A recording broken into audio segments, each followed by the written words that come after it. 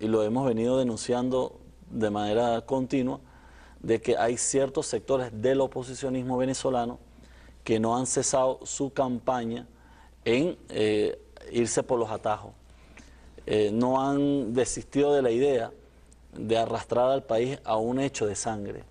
Y esto es un elemento irrefutable. El presidente cada vez que menciona de que hay sectores de la oposición venezolana que siguen acariciando la idea del magnicidio, que siguen pretendiendo sembrar, atentar contra la paz de nuestro pueblo, ellos simplemente banalizan la declaración, inclusive la tergiversan, manipulan, y cuando ocurren estos hechos, que se detienen personas comprometidas con el terrorismo, personas que han atentado en otros países, personas que tienen un prontuario de sangre y de violencia, recurren al silencio, a la censura, y después ellos son los mismos que se abrogan la condición de ser promotores de la libertad de expresión, cuando ante una situación tan grave debiese haber una posición, cerrar fila. El país nacional debe cerrar fila ante estos sectores fascistas que no les importa el país, que siguen, insisto, siguen sumergidos en su locura de odio y de violencia, y que simplemente ahí está un elemento, uno de los terroristas ya convicto y confeso. Además, el país se ha quedado impactado de las declaraciones de este señor. Él ha dicho claramente: a mí me contactaron, yo iba a colocar el precio de las acciones violentas que yo iba a hacer. Y además ha dicho otras cosas muy graves. Y entre las cosas graves dice: yo lo único que sé hacer en esta vida es colocar bombas. Es decir, que él tenía propósitos criminales aquí en Venezuela, y que gracias a Dios y gracias a la labor de los cuerpos de seguridad del Estado venezolano, de la inteligencia, de la conciencia del pueblo, hemos logrado dar al traste un nuevo plan que iba en marcha, orientado hacia atentar contra la paz del país, hacia sembrar de terror y de sangre en las calles de Venezuela. Ministro, ¿no se descarta que durante las próximas horas se puedan anunciar al país los implicados en este caso? ¿Por qué se lo pregunto? Ayer entrevistábamos a voceros de la oposición venezolana. Ellos decían, yo les preguntaba por qué no se han deslindado hasta esta fecha de esa detención. Ellos dicen: nosotros no nos vamos a dar por enterados porque todavía no se sabe quiénes supuestamente de la oposición estarían implicados en ese caso. Le hago esta pregunta por eso. Ellos están como que jugando a desconocer el hecho porque no hay ninguna cabeza visible de la oposición inmiscuido en este caso. ¿Qué nos puede comentar en torno a eso? Sí, nosotros hemos informado al país que la investigación no cesó con la deportación y entrega a Cuba, ¿no? Y que además fue un acto en estricto apego a los tratados internacionales, a nuestra Constitución, y que sigue colocando a Venezuela como uno de los países que ejecuta políticas en el ámbito internacional de cooperación con la justicia internacional como ningún otro país. La investigación avanza. Él ha dado información, nos ha aportado información muy valiosa. Esa información la estamos contrastando con la información o las fuentes de inteligencia que tenemos. Estamos evidentemente ya apuntando hacia algunas hipótesis de algunos presuntos involucrados, pero en tanto y cuanto no tengamos elementos objetivos, como lo hemos sostenido hasta ahora, una investigación que sea clara al país, no lo vamos a anunciar. Pero sí hay, lo que sí debemos decir, hay, sin lugar que no le quepe ninguna duda al país, hay actores de la oposición vinculados directamente con este terrorista.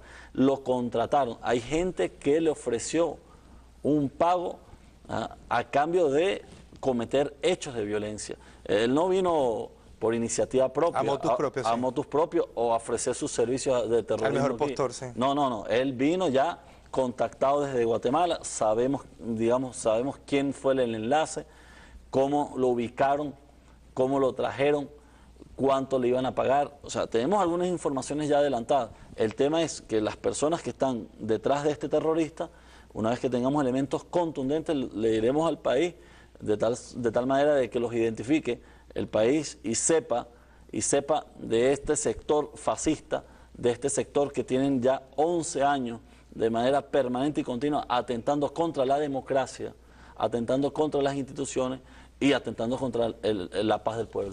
Bueno, y otro aspecto que también es utilizado políticamente más en un año electoral es la lucha que está haciendo el gobierno nacional contra el narcotráfico en Venezuela, lo cual es minimizado también por estos medios de comunicación puertas adentro y a través de informes de organismos internacionales es intentado minimizar desde el punto de vista internacional. Vamos de inmediato a ver el presente micro que ha preparado nuestro equipo de producción y vamos a estar conversando con este panel de invitados de lujo que tenemos hoy en torno a lo que fue la detención de Carlos Alberto Rentería. Es el 12º capo de la droga capturado en Venezuela y es uno de los 10 hombres más buscados por la DEA norteamericana. Veamos.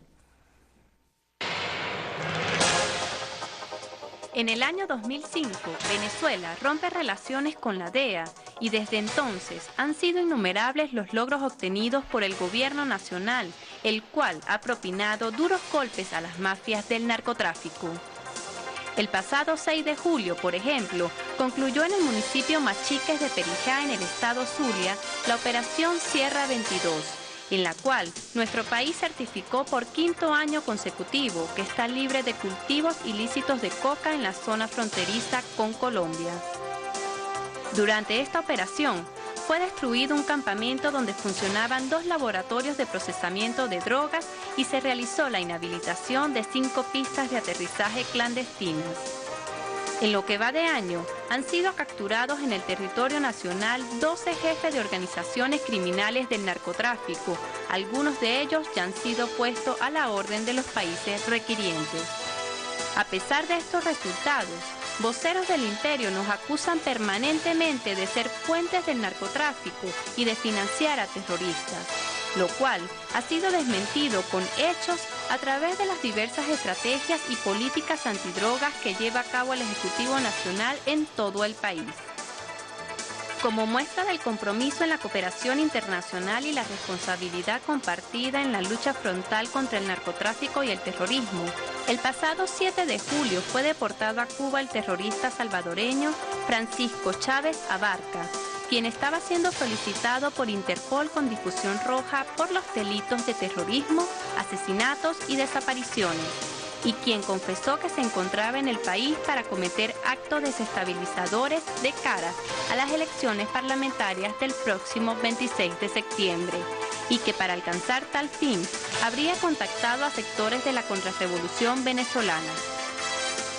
Todas estas acciones ratifican el compromiso de Venezuela en esta lucha, tanto en el plano nacional como en la cooperación internacional. Y sin duda, ministro, que la pregunta que debo plantearle en torno a este tema es que nos contextualice la trascendencia de que sean 12 ya los capos que se han detenido y que esto lo contrastemos con la actitud que asume, por ejemplo, el gobierno de Estados Unidos, porque sabemos que este va a ser deportado a Estados Unidos, como ya otros tantos que han sido enviados allá, que el gobierno de Estados Unidos diga que no hay colaboración por parte del gobierno venezolano, que aparte colabora el gobierno venezolano con el narcotráfico y que dirigentes internos siguiendo esa misma matriz de opinión como Álvarez Paz contribuyan precisamente puertas adentro a fomentar esa matriz de opinión internacional. Sí, bueno, nosotros tenemos aquí, hemos sostenido que hay un discurso hipócrita por parte del imperio norteamericano en torno a la lucha contra el narcotráfico. Un discurso que no soporta ni siquiera una mínima lectura en torno a los resultados que ha obtenido el imperio norteamericano y otros países en esta materia. Y además, un poco con ironía, ellos acusan a otros gobiernos soberanos de no colaborar en un tema cuyos principales causantes son ellos mismos, ¿no? Entonces, hemos graficado una realidad. Nosotros nos encontramos al lado del principal país productor de cocaína del mundo, que es Colombia, y estamos al frente del principal país consumidor y productor de droga como es Estados Unidos. Y resulta entonces que Venezuela es la responsable. Venezuela es la que no colabora, Venezuela es la que no aplica políticas eficientes, etcétera, cuando sabemos que en Colombia si bien es cierto, se redujo la extensión de cultivos ilícitos, es también cierto que se mejoró la productividad por hectárea de cultivos ilícitos.